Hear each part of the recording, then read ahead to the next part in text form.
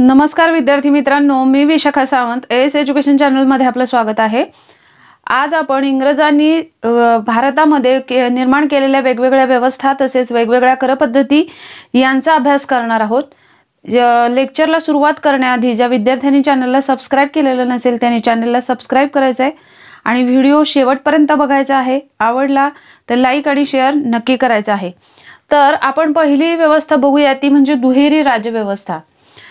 ब्रिटिशांचं जे धोरण होतं हे पहिल्यापासूनच खूप स्वार्थी असं होतं।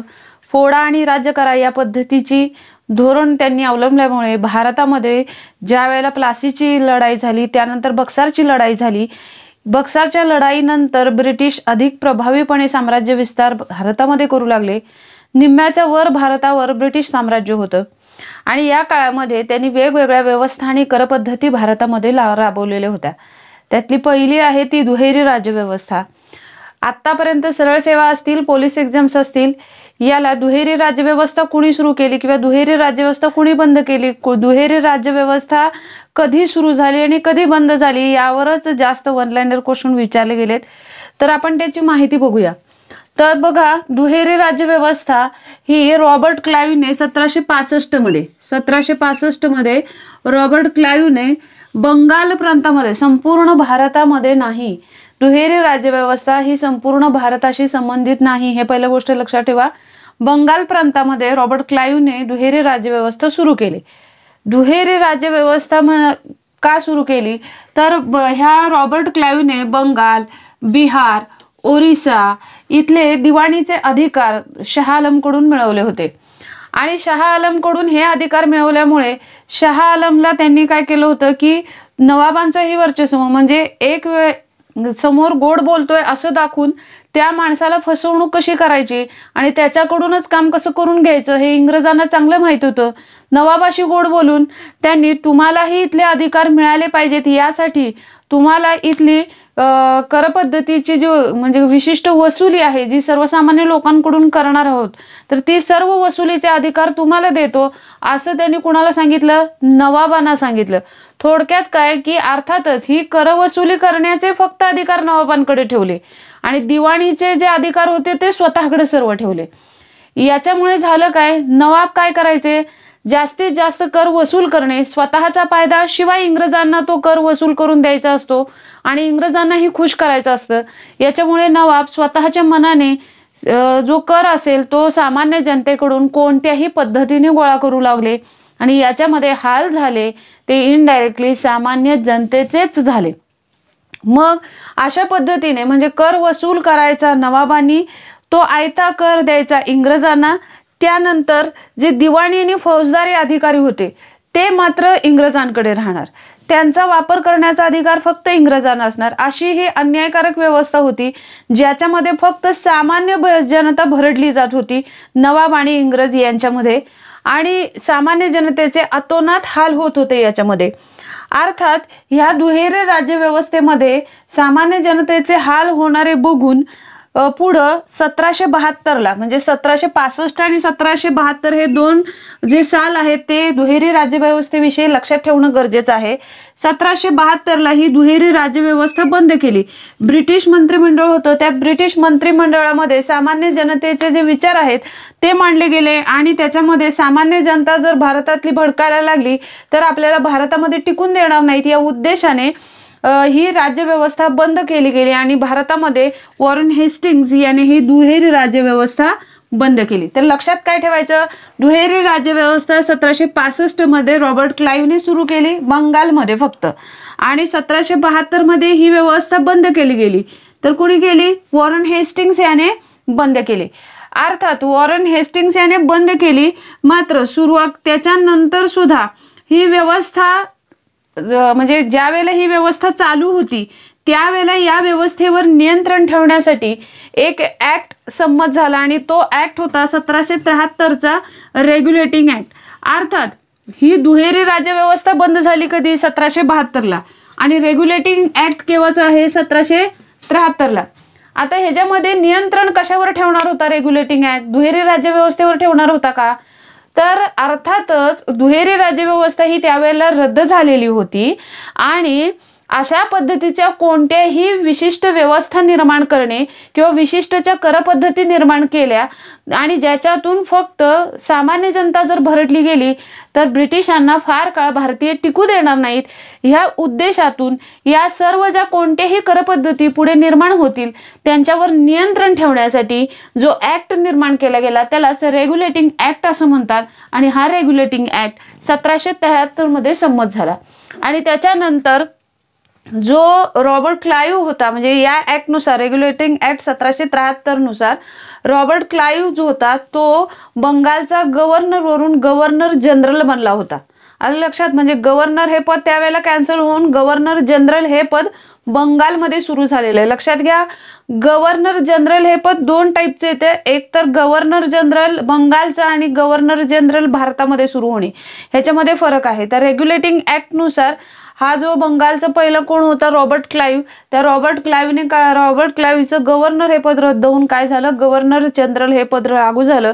रेग्युलेटिंग ऍक्ट लागू करण्याचा उद्देश हा होता की जे कुठलेही कायदे किंवा कुठल्याही व्यवस्था किंवा कुठल्याही कर पद्धती भारतामध्ये राबवली जातील त्यांच्यावर कंपनीचं नेतृत्व राहील किंवा लक्ष राहील आणि त्याच्यामध्ये योग्य काय अयोग्य काय, भारतीय जनता फार भडकणार नाही याची काळजी घेतली जाईल. याच्यासाठी नियंत्रण मिळवण्यासाठी जो कायदा केला गेला त्यालाच रेग्युलेटिंग ऍक्ट 1773 असं म्हणतात. कायमधारा पद्धती विषय सांगत असताना काही महत्त्वाच्या गोष्टी तुम्हाला लक्षात घेतल्या पाहिजेत. 1786 मध्ये लॉर्ड कॉर्नवॉलिस हा बंगालचा गव्हर्नर जनरल म्हणून भारतामध्ये आला. म्हणजे 1786 ला गव्हर्नर जनरल हे पद सुरू झालेलं होतं आधीच 1773च्या रेग्युलेटिंग ऍक्ट नुसार. त्याच्यानुसार 1786 ला गव्हर्नर जनरल म्हणून नवीन गव्हर्नर जनरल भारतामध्ये आला आणि त्याचं नाव होतं लॉर्ड कॉर्नवॉलिस. आता हा आला त्यानंतर त्याने काय केलं, 1786 मध्ये महसूल विभागाची पुनर्रचना केली.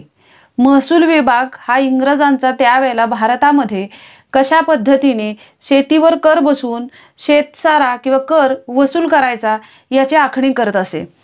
अर्थात ह्या जो महसूल विभाग होता याची पुनर्रचना केल्यानंतर जो कॉर्नवॉलिस होता त्याने याचं एक बोर्ड निर्माण केलं, त्याला बोर्ड ऑफ रेव्हेन्यू असं म्हणतात.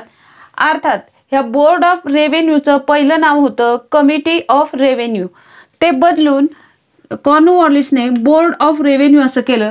आणि या बोर्ड ऑफ रेव्हेन्यूचे अध्यक्ष होते सर जॉन शोर.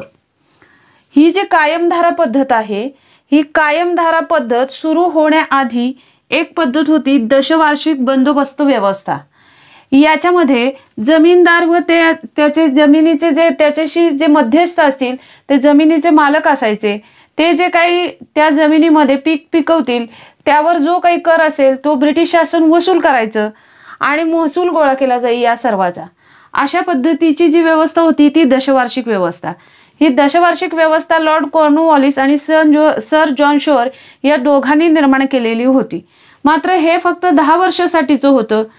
कायमस्वरूपी अशा पद्धतीची व्यवस्था निर्माण व्हावी याच्यासाठी दशवार्षिक बंदोबस्त व्यवस्था याचंच पुढं कायमधारा पद्धतीमध्ये रूपांतर झालं. ब्रिटिश जी कमिटी होती किंवा ब्रिटिश कंपनीचं जे धोरण होतं त्याच्या वेळेला, त्या काळामध्ये ज्या वेळेला कायमधारा पद्धत लागू झाली त्यावेळेला ब्रिटिशांचे पंतप्रधान होते लॉर्ड पिट. हे जे पीठ होते आणि त्यांचं मंत्रिमंडळ होतं, त्या मंत्रिमंडळाने हे कायमधारा पद्धत भारतामध्ये लागू व्हावी, म्हणजे बंगालमध्ये लागू व्हावी याच्यासाठी होकार दिला. आणि त्याच्यानुसार सर जॉन शोर आणि कॉर्नवॉलिस यांनी भारतामध्ये दशवार्षिक पद्धतीचं पुढचं कायमस्वरूपी कर वसूल करण्याची एक पद्धत सुरू केली. त्यालाच कायमधारा पद्धत असं म्हणतात. कायमधारा पद्धत म्हटलं की आपण कायम कुणाचं नाव लक्षात ठेवतो तर लॉर्ड कॉर्नवॉलिसचं. मात्र कॉर्नवॉलिस हा प्रमुख कर्ता होता, मात्र त्याला मदत करणारा होता सर जॉन शोर आणि त्यावेळेला ब्रिटनचे पंतप्रधान होते लॉर्ड पिट. हे लक्षात ठेवा. या कायमधारा पद्धतीनुसार शेतसारा कसा वसूल करावा, शेत जमिनीचा नक्की मालक कोण असेल हेही ब्रिटिशच ठरवायचे. आणि त्याच्यानंतर ब्रिटिशांनी ठरवलेले असल्यामुळे ब्रिटिशांचा अंमल आपोआपच त्यांच्यावर असायचा आणि ब्रिटिश म्हणतील तो कर त्या काळानुसार वसूल केला जायचा. आणि ही पद्धत कायमस्वरूपी चालू राहील आणि ब्रिटिशांचा याच्यामध्ये फायदाच होईल ह्याचा विचार करून निर्माण केलेली जी पद्धत होती त्याला कायमधारा पद्धत असं म्हणतात. ओव्हरऑल लक्षात काय ठेवायचं की लॉर्ड कॉर्नवॉलिसने सुरू केलेली काय होती, कायमधारा पद्धत होती. भारतामध्ये ही पद्धत 22 मार्च 1793 ला लागू झाली. ही पद्धत कधी लागू झाली, कायमधारा पद्धत 22 मार्च 1793 ही तारीख महत्वाची आहे. शिवाय या कायमधारा पद्धतीचं दुसरं नाव काय होतं, जमीनदारी पद्धत. आणि ही पद्धत लागू करणारा कोण होता, लॉर्ड कॉर्नवॉलिस. त्यानंतर या पद्धतीचं पूर्वरूप म्हणजे या पद्धतीला आधी काय होतं म्हणत होते, दशवार्षिक बंदोबस्त व्यवस्था. या दशवार्षिक बंदोबस्त व्यवस्थेचं रूपांतर कशामध्ये केलं गेलं, कायमधारा पद्धत किंवा जमीनदारी पद्धत याच्यामध्ये. कायमधारा याच्यामध्ये ही कर वसुलीची एक पद्धत आहे, हेही लक्षात ठेवा. या कायमधारा पद्धतीची कालानुक्रमे जडणघडण कशा पद्धतीने झाली तर 1786 ते 1793 ही कालानुक्रमे जडणघडण झाली. कायमधारा पद्धतीशी संबंधित महत्वाच्या घटना कोणत्या लक्षात ठेवायच्या की 1786 मध्ये लॉर्ड कॉर्नवॉलिस हा गव्हर्नर जनरल म्हणून भारतामध्ये आला. त्यानंतर त्याने काय केलं, महसूल विभागाची निर्मिती केली. बोर्ड ऑफ रेव्हेन्यू हेही या पद्धतीशी संबंधित आहे. या बोर्ड ऑफ रेव्हेन्यूचे अध्यक्ष कोण होते, सर जॉन शोअर. आणि सर जॉन शोअर आणि लॉर्ड कॉर्नवॉलिस यांनी मिळून एक पद्धत निर्माण केली होती 1790 मध्ये. त्याचं नाव काय होतं, दशवार्षिक बंदोबस्त व्यवस्था. या दशवार्षिक बंदोबस्त व्यवस्थेलाच विदिन वन सेंटेन्स आपण काय म्हणू शकतो की या दशवार्षिक बंदोबस्त व्यवस्थेलाच कायमस्वरूपी करवसुलीची पद्धत निर्माण केली गेली, त्यालाच कायमधारा पद्धत असं म्हणतात. कायमधारा पद्धतीचं दुसरं नाव काय, जमीनदारी पद्धत. आता तैनाती फौजेची योजनेशी संबंधित येतो तो लॉर्ड वेलस्ली. लॉर्ड वेलस्ली हा 1798 मध्ये भारतामध्ये गव्हर्नर जनरल म्हणून आला. 1798 मध्ये तो आला आणि त्यावेळेला त्यांनी तैनाती फौज योजना सुरू केली. तैनाती फौज म्हणजे निजामाने म्हणजे जे भारतातले निजाम होते, नवाब होते, त्यांनी इंग्रजांनी जी दिलेली फौज असेल त्याचा खर्च करायचा, स्वतःच्या पदरी ती फौज बाळगायची विशिष्ट अटींद्वारे. अर्थात त्या सर्व सैन्याचा जो लष्कराचा खर्च असेल तो मात्र जो नवाब किंवा निजाम असेल त्यांनी करायचा असायचा. आणि ज्या वेळेला समजा निजामाला जर युद्धजन्य परिस्थिती निर्माण झाली तर निजामाला मात्र स्वतःच्या मनाने त्या फौजेचा वापर करता येत नसे. निजामाला त्यासाठी पूर्व परवानगी ब्रिटिशांकडे मागायला लागायची. म्हणजे काय की फौजेचा खर्च सर्व निजामांनी नवाबांनी करायचा आणि त्या फौजेचा वापर कसा करायचा किंवा करायचा की नाही, कोणत्या ठिकाणी करायचा याचे सर्वस्वी निर्णय घेण्याचे अधिकार मात्र ब्रिटिशांकडे होते. हे जे फौज आहे या फौजेसाठी म्हणजे हे जे निजाम किंवा नवाब होते त्यांना स्वतःची फौज पण बाळगता येत होती, पण स्वतःची फौज बाळगत असताना त्याही फौजेविषयी कोणते निर्णय घ्यायचे याचे अधिकार घेण्यासाठी एक ब्रिटिश वरिष्ठ या फौजेवर नियंत्रण ठेवणार असेल. मग त्याच्या परवानगीने फौज कशा पद्धतीने वापरायची आहे हे निजामांना आणि नवाबांना ठरवावं लागेल. इनडायरेक्टली काय की सर्वोच्च नियंत्रण कुणाचं, ब्रिटिशांचं, आणि खर्च मात्र नवाबांनी किंवा निजामांनी करायचा. हे अशी पद्धतीची अन्यायकारक जी व्यवस्था होती ती तैनाती फौजेची होती. याच्यामुळे भारतावर ब्रिटिशांचं वर्चस्व निर्माण व्हायला जास्त कारणीभूत ठरणारी ही योजना होती.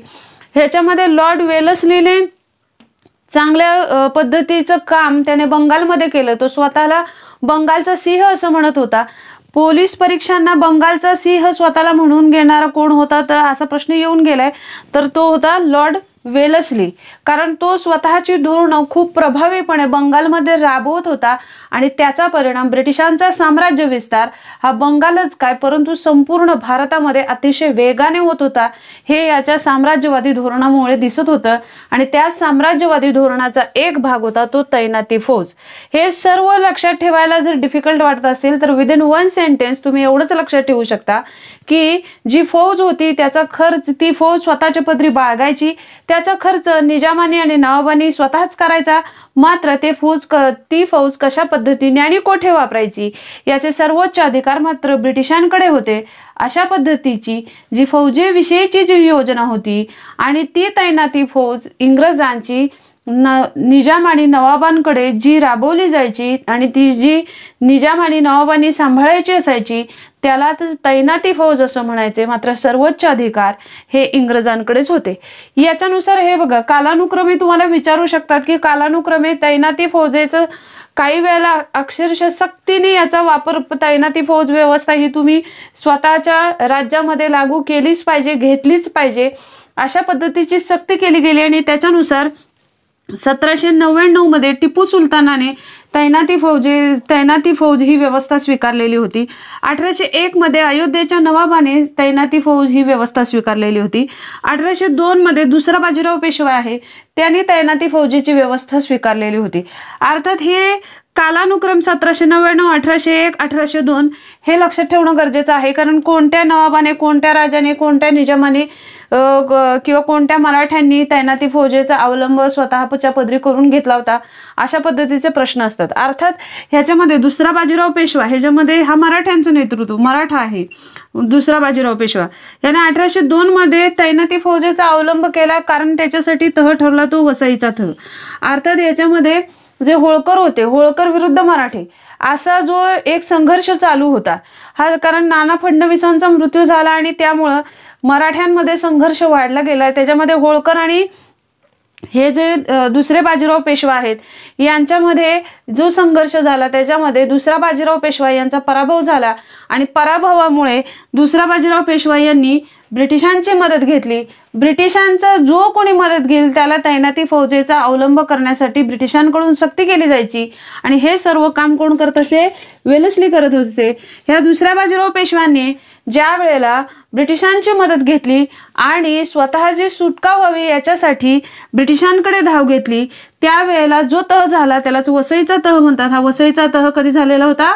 1802 मध्ये झाला होता. आणि या वसईच्या तहानुसार दुसरा बाजीराव पेशवा यांनी स्वतःकडे तैनाती फौजेचा अवलंब करून घेतला होता किंवा स्वीकार केला होता. अशा पद्धतीने लक्षात काय ठेवायचं की तैनाती फौज सुरू करणारा कोण होता? Lord Wellesley. तो स्वतःला काय म्हणत असे? बंगालचा सिंह म्हणत असे. 1798 मध्ये तैनाती फौज या योजनेचा अवलंब केला गेला. याच्यामध्ये काय होतं? निजामांनी आणि नवाबांनी फौजेचा खर्च करायचा, सर्वस्वी अधिकार कोणाकडे? इंग्रजांकडे. 1799 मध्ये टिपू सुलतानने, 1801 मध्ये अयोध्येच्या नवाबाने आणि 1802 मध्ये दुसरा बाजीराव पेशव्यांनी तैनाती फौज स्वतःच्या पदरी बाळगली होती आणि ती सुद्धा सक्तीने किंवा काही कारणामुळे नाईलाजाने, जसं दुसऱ्या बाजीरावाने वसईचा तह झाला आणि नाईलाजाने इंग्रजांनी मदत केली म्हणून त्यांना काय करावं लागलं? तैनाती फौज स्वतःच्या पदरी बाळगावी लागली. अशा पद्धतीची अनेक स्वतःची या नवाबांची आणि निजामांची कारणं होती. त्याच्यानुसार यांनी हा कालानुक्रम विचारू शकतात तुम्हाला परीक्षेला, त्यामुळे हेही लक्षात ठेवणं गरजेचं आहे.